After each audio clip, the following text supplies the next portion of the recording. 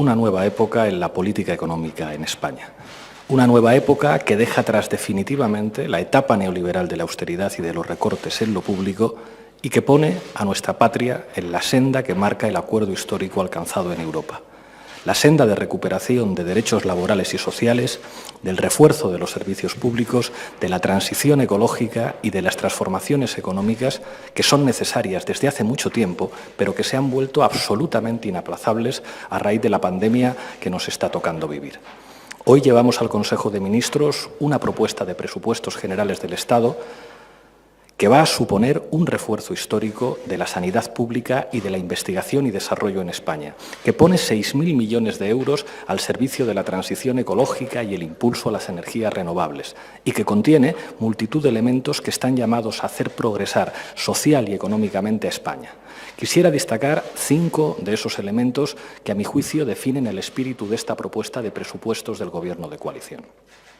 En primer lugar, el refuerzo a la atención a la dependencia. Vamos a incrementar en un 46% la aportación del Estado al sistema de dependencia. Hablamos de más de 600 millones de euros en estos presupuestos que van a servir para reducir las listas de espera y mejorar las prestaciones por dependencia, revirtiendo los recortes que se perpetraron a partir de 2012.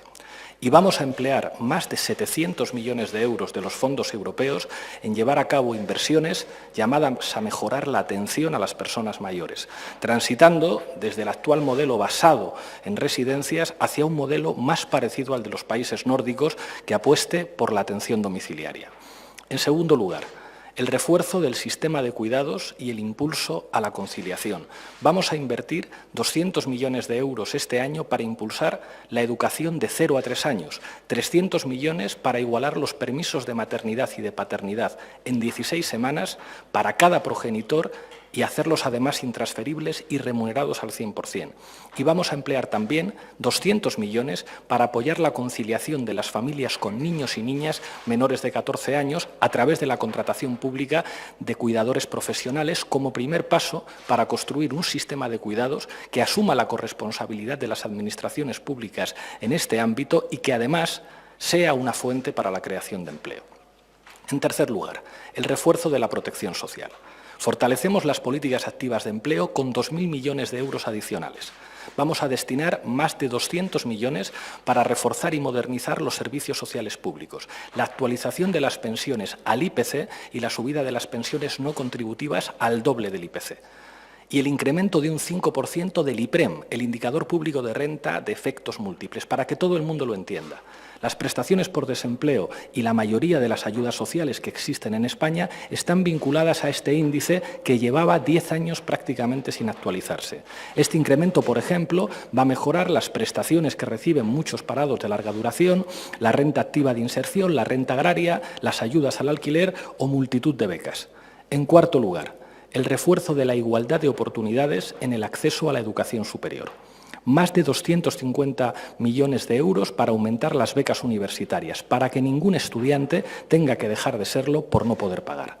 Y en quinto lugar, las medidas de justicia fiscal que tienen que garantizar que los que más tienen aporten más y que suponen un primer paso muy importante hacia una reforma profunda de nuestro sistema fiscal que corrige la desventaja de más de 7 puntos en justicia fiscal que arrastramos con respecto a Europa.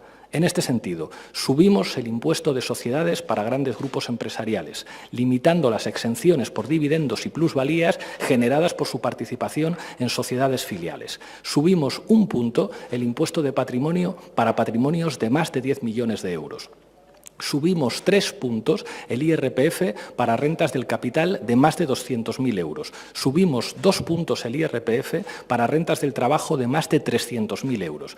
Establecemos una tributación mínima del 15% para las OCIMIs y reducimos las desgravaciones a los planes de pensiones privados. Por último, quisiera destacar 2 acuerdos que hemos logrado en el marco de esta negociación presupuestaria y que creo que son enormemente importantes. La regulación de los precios del alquiler y la ampliación del ingreso mínimo vital. Este Gobierno no lo hace todo bien. Y en lo que toca al ingreso mínimo vital es evidente que ha habido cosas que no hemos hecho bien.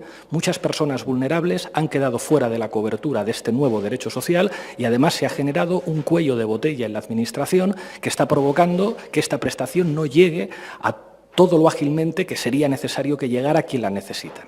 Por eso vamos a introducir algunas modificaciones en el ingreso mínimo vital en la línea de ampliar su cobertura y agilizar la prestación. En concreto, hacemos permanente, y no solo hasta 2021, como estaba establecido hasta ahora, la posibilidad de solicitar el ingreso mínimo vital teniendo en cuenta los ingresos del año en curso y no de todo el año anterior, para proteger así a quienes sufran una pérdida repentina de ingresos.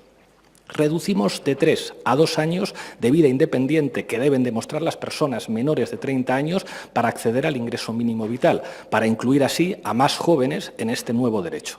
Permitimos que los servicios sociales puedan acreditar algunos de los requisitos necesarios para acceder al ingreso mínimo vital, para incluir, por ejemplo, a muchas personas sin hogar que tienen muchas dificultades para empadronarse. Y permitimos que haya más de 2 titulares del ingreso mínimo vital en un mismo domicilio, entre otras mejoras. En lo que toca a la regulación de alquileres, la política consiste fundamentalmente en elegir qué intereses se defienden. Y este Gobierno, tal y como nos habíamos comprometido en el programa que acordamos el Partido Socialista y Unidas Podemos, va a tomar partido en favor de quienes viven de su salario y dependen del mismo para alquilar una vivienda.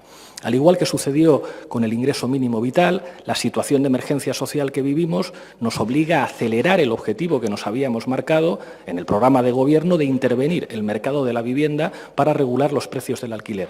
Por ello, nos comprometemos a llevar al Congreso de los Diputados, antes de 4 meses, una ley que permita establecer mecanismos de limitación o de bajada de los precios del alquiler en zonas de mercado tensionado, tanto en los nuevos contratos como en los contratos ya existentes. Se trata de una ley que va a contribuir a hacer efectivo el derecho a la vivienda que recoge el artículo 47 de la Constitución española, que va a servir para convalidar los avances en esta dirección que ya se han producido en algunas comunidades autónomas, que va a contar con las aportaciones de los sindicatos de inquilinos que cada vez representan a más ciudadanos, y que va a suponer que España tenga la ley estatal de vivienda con el mayor grado de intervención pública en el mercado del alquiler en Europa. Ahora toca remangarse y negociar con los grupos políticos para obtener una mayoría favorable a estos nuevos presupuestos. Habrá que trabajar muchísimo, pero creo que frente a las viejas recetas que hoy dejamos atrás, en España existe una mayoría parlamentaria plural que está llamada a transformar nuestra patria en un sentido progresista y que va a volver a expresarse para hacer realidad el compromiso histórico que representan estos presupuestos. Muchísimas gracias.